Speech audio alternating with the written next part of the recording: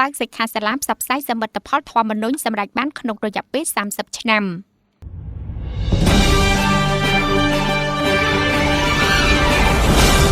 មន្ត្រីរាជការអាជ្ញាធរនិងសិស្សានុសិស្សសរុបជាង400នាក់បានចូលរួមក្នុងសិក្ខាសាលាផ្សព្វផ្សាយដ៏មានសារៈសំខាន់មួយស្ដីពីសមិទ្ធផលធម្មនុញ្ញសម្រាប់បានក្នុងរយៈពេល30 ឆ្នាំដែលរៀបចំឡើងដោយរដ្ឋបាលខេត្តកំពង់ឆ្នាំងសហការជាមួយក្រុមប្រឹក្សាធម្មនុញ្ញនៃព្រះរាជាណាចក្រកម្ពុជានៅសាលាខេត្តនាព្រឹកថ្ងៃទី26ខែសីហាឆ្នាំ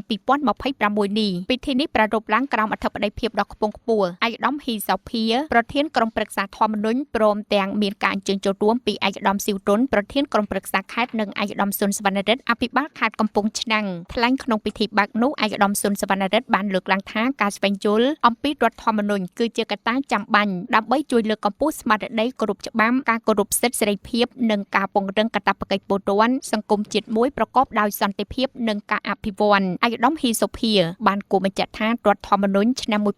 1993គឺជាសមិទ្ធផលប្រវត្តិសាស្ត្រដ៏មានតម្លៃដែលកើតចេញពីឆន្ទៈរួមរបស់ប្រជាពលរដ្ឋខ្មែរគ្រប់និន្នាការឯកឧត្តមបានបន្ថែមថាក្រោមម្លប់នៃសន្តិភាពនិងនយោបាយឈ្នះឈ្នះកម្ពុជាបានអនុវត្តរដ្ឋធម្មនុញ្ញប្រកបដោយជោគជ័យនិងសម្រេចបាននូវសមិទ្ធផលស្នូលចំនួន4គឺការការពាររបបរាជានិយមអាស្រ័យរដ្ឋធម្មនុញ្ញការពង្រឹងលទ្ធិប្រជាធិបតេយ្យសេរីពហុបកការឈានឡើងជាសង្គមនីតិរដ្ឋនិងការអនុវត្តប្រព័ន្ធសេដ្ឋកិច្ចទីផ្សារព្រមទាំងការលើកស្ទួយយុត្តិធម៌សង្គមគោលបញ្ជាក់ផងដែរថាគោលបំណងចម្បងនៃសក្ខកម្មនេះគឺដើម្បីពង្រឹងការយល់ដឹងដល់មន្ត្រីរាជការយុវជននិងសាធារណជនអំពីតម្លៃគោលការណ៍គ្រឹះនៃរដ្ឋធម្មនុញ្ញក៏ដូចជាទូនីតិរបស់ក្រុមប្រឹក្សាធម្មនុញ្ញក្នុងការធានាដល់ការគោរពនីតិរដ្ឋនិងសង្គមជាតិដែលមានសុខដុមរមនា